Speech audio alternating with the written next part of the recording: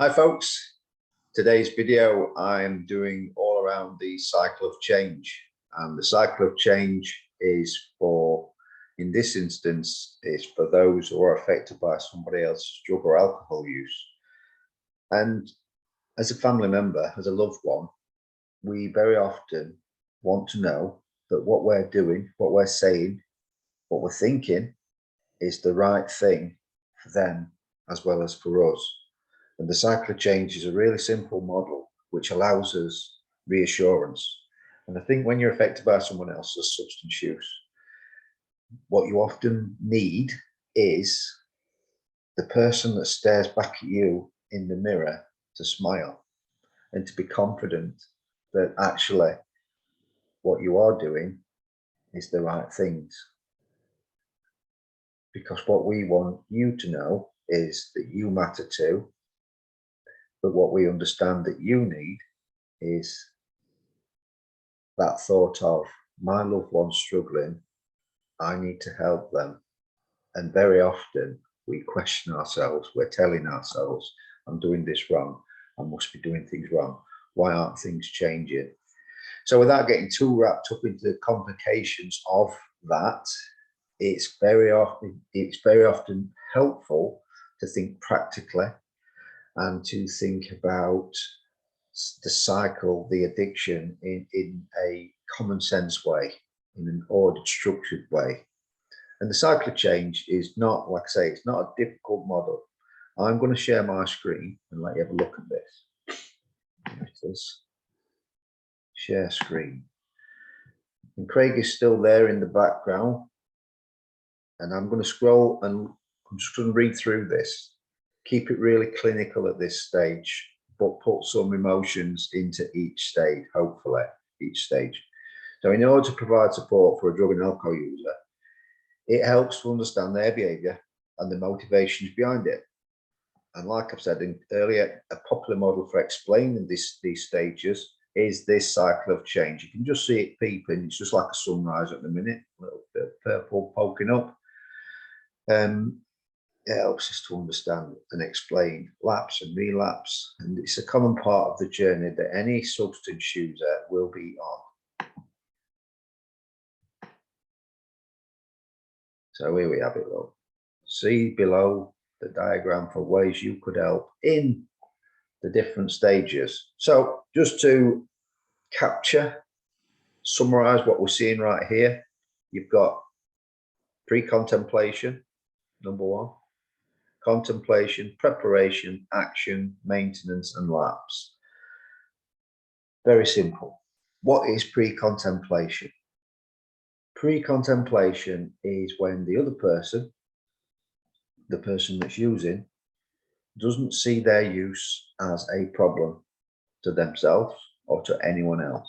So let's look at this. In this stage, the substance user has no desire to change. They do not see their using as problematic, even if you and others do. How can you help in this stage? So as they don't see their use as something that they need to change, the best way you can help them is to look after yourself by limiting the impact and harm their substance use causes to you and everyone else. You can help them to become aware of the consequences of their use, and obviously, like it says here, the associated behaviours. So how does that look in real life? If you're getting support from Hetties, what we would be saying is, look, you matter too. You really need to think about making time for yourself. And it's really difficult when they're still using and they've got absolutely showing no motivation to change. That's going to be tough for you to watch. What can you do? We often say, right, what are your coping strategies? What do you need? How can you divert your own attention? Because these are not your choices, remember.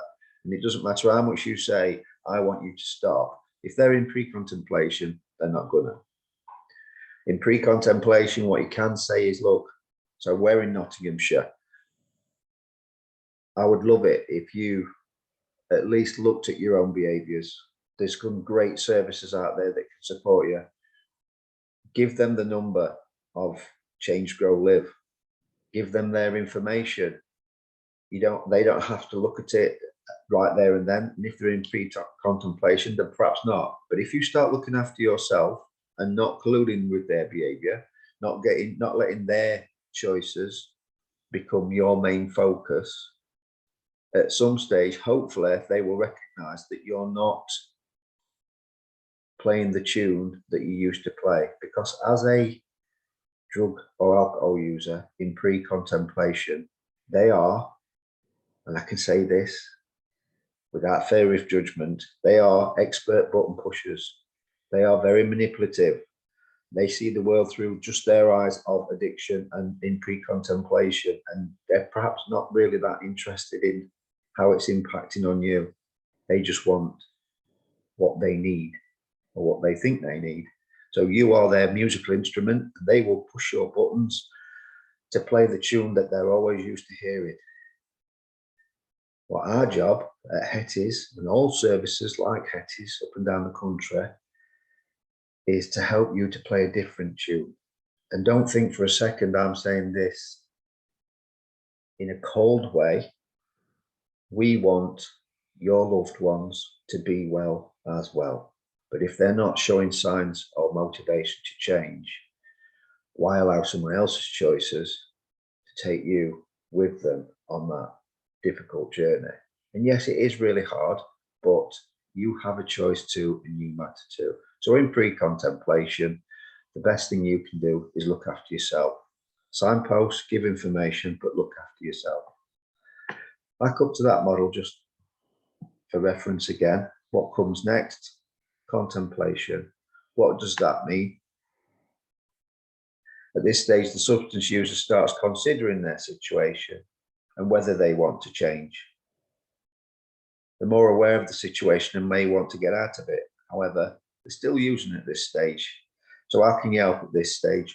Again, it's continuing to look after yourself and minimizing the impact of their choices. But in addition,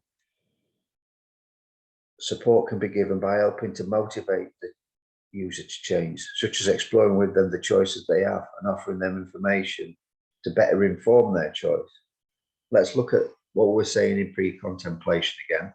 It was all about protecting self, giving them numbers, allowing them to know that whilst they don't see that it's a problem to them, it's you telling them it's a problem to you.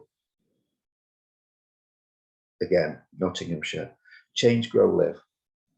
Incredibly good service that will help anybody that shows motivation to reduce, to stop using. They will find and explore with them a pathway that's specific to them and their needs, their drug of choice, whatever that is, or alcohol. So, and you can look at other options that there is out there. They don't want to see people face to face if they struggle with things like that. Let them know about things like breaking free online. Let them know about talk services. It might not be just, well, it's very rarely just about substance use. There's 99 times out of 100, I would say, there's something else going on between the ears and behind the eyes, which is making them want to use for whatever reason. People just want to feel better. If you're feeling bad, you just want to feel better. And they're no different. I'm no different. You're no different. And we've all got our own cruxes. So things like tea, coffee, food, gambling, shopping, music, sugary goods. There's lots and lots of ways that we cope. No one looks twice when you go in to get your Beechams when you're feeling a little bit under weather, and nobody gets criticised for feeling bad. Nobody gets criticised for wanting to feel better in those scenarios. And addiction is no different as far as I can see. So it is about exploring all their options and letting them know so they can make an informed choice. Let's go back up again, just a wee look again. What's next? Preparation. You will notice there's lapse, and relapse. We'll explore those. We'll say what they mean. We'll get to that later. Next is preparation. So here, your loved one, I don't like to use the word user, but you know, we've got to use some word. But your loved one in this case makes the decision to change their substance use behavior and starts to prepare themselves to do so, which is great. We want that to happen. We're going to be supportive of that. How can we help? It's helping and encouraging them to keep making these changes that they want to make, whilst acknowledging that they're going to be anxious, you're going to be anxious, talking together, supporting them to get to the appointment, supporting them to stay motivated. And it's something that you can do together. And again, I keep mentioning Change, Grow, Live. I have to keep mentioning Change, Grow, Live because they're absolutely superb at what they do. We can work hand in hand with them so that your pathway of support from Hetty's mirrors their pathway of support from Change, Grow, Live. And at some stage, if it's needed, we can come together and talk about things and how things are working or perhaps not. It's almost like a working mediation. And then comes action, as you can see there, number 4, action. Action is doing. Action is that person, your loved one, taking steps, practical steps to bring about a change to their substance use and behavior, such as using less or deciding to give up completely. That's tough. We have to recognize that. It's not just a case of why can't they just stop? Some people can, of course they can, but we're all different. We're complex creatures as human beings, and we have to look at things specific to each person and not one size fits all. There are similarities, but again, we have to be focused on what works for that person, for that family. And again, working together with Change, Grow, Live really does help. And at this stage for you, it's still about encouraging them to keep making these positive changes, to keep making these positive steps, looking at their behaviors, looking at what perhaps their triggers are, understanding what works for them, what doesn't work for them, understanding in this action stage, it's about being inquisitive about what's happening for them and for you, because they obviously need to know what your triggers are. And this really flows nicely into maintenance, because as we get into that journey of support and we're really getting to know and understand our behaviors, hopefully we move into that stage of maintenance. And maintenance is about really pinpointing triggers, pinpointing, let's use all of our senses. There might be certain smells that make somebody want to use. There might be certain sounds, there might be certain feelings, there might be certain places, there might be certain people. So it's really important to start thinking about the day in a sensory way as well as a practical way, because there might be certain times of the day where people are triggered more. And we couldn't go into it.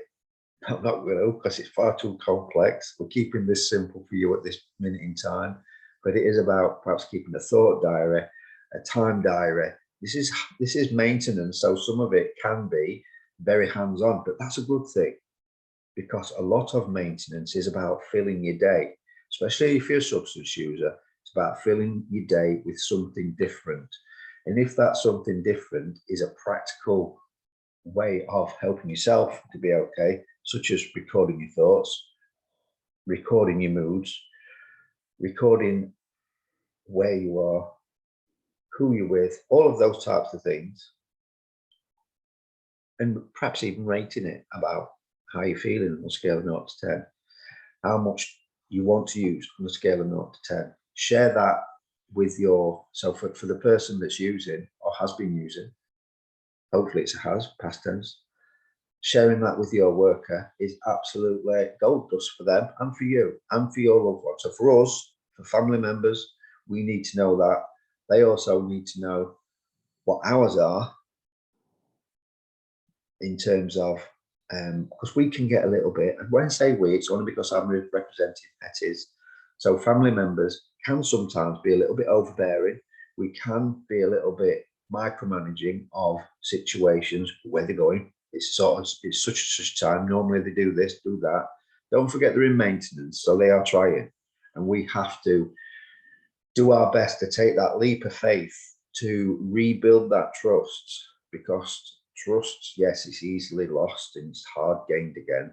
But if you're working together and you're talking to each other, you can look at how you can keep each other in maintenance. So let's just read it word for word off this. When someone reaches maintenance, they've achieved a change in the substance using behavior.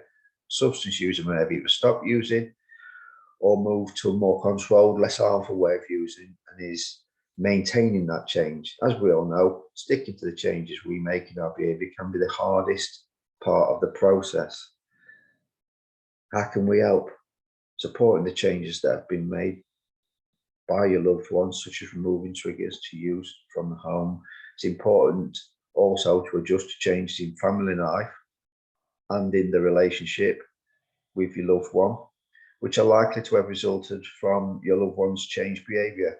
Some families can be tempted to blame drugs for all problems they've experienced. So when there's still relationship difficulties without drugs, this can be very, let's scroll down, distressing and confusing. In this case, it's important to maintain open, honest dialogue about problems, feelings, and aspirations, and try to work through them.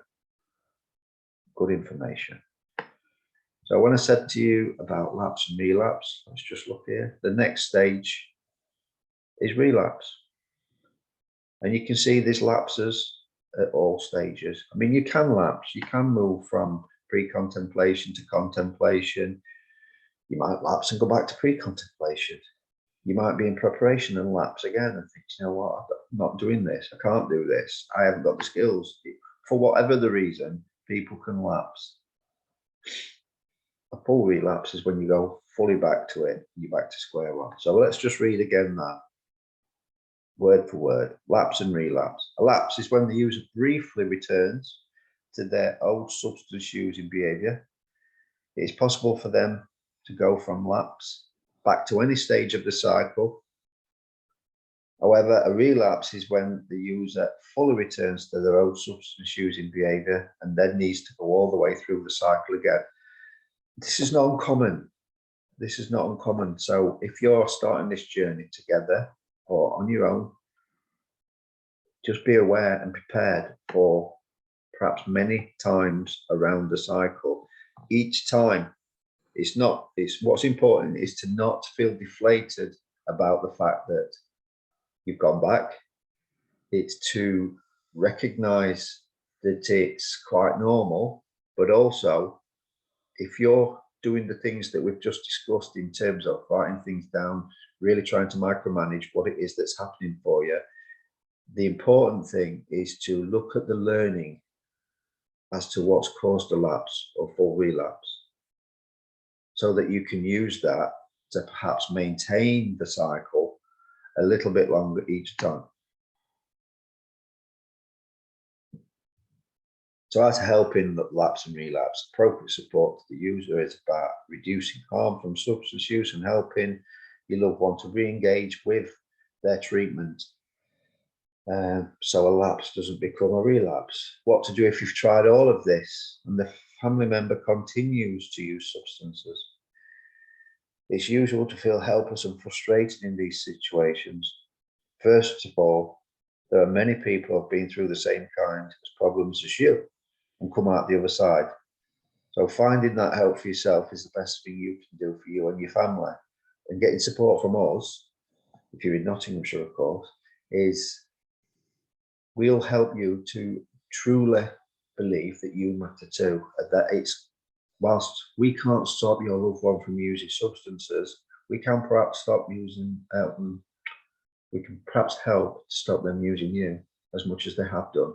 We can perhaps help you to put yourself a little bit higher in your own priorities and start thinking about what you can do, because you can't always, you can't do it for them. If it were down to your love, support and care, I wouldn't be doing this job, and neither would Change Grow Live. that'd be great. It'd be great to be unemployed, but unfortunately, substance use and addiction is not going away anytime soon, because you know what? It's part of human nature.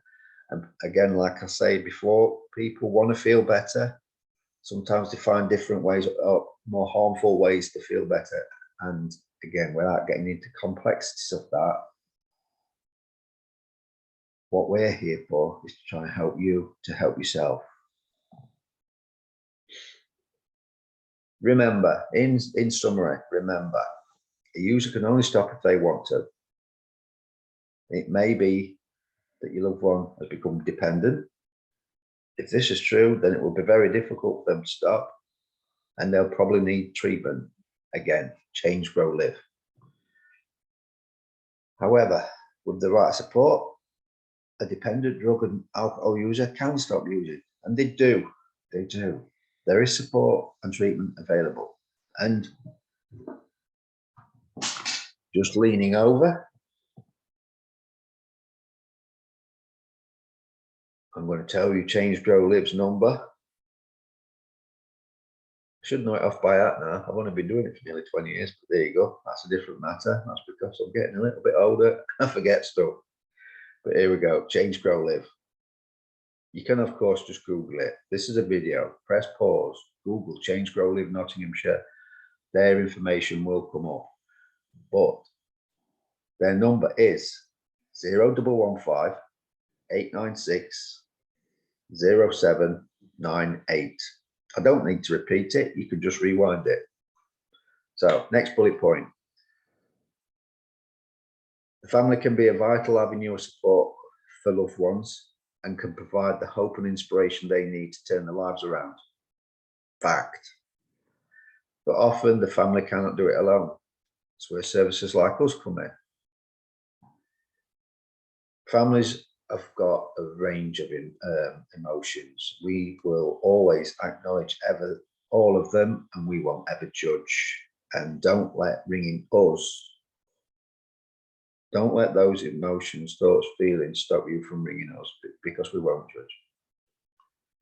Our support line is 08000 850 941. We will, like you said on this bullet point, we will only admire your courage and strength for ringing us, and we can help you to help yourself. And making sure that you're getting that help and support will hopefully be part of the bigger picture of all the ingredients that's needed to support you and your family to move into meaningful long-term recovery. So just to end it, there it is again. That's the cycle of change. I do hope that this info has helped you. I'm going to see if I can stop sharing screen.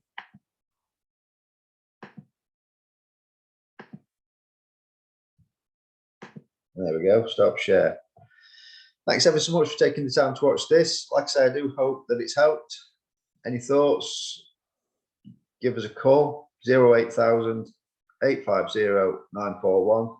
You have a great day. You take care. Bye-bye.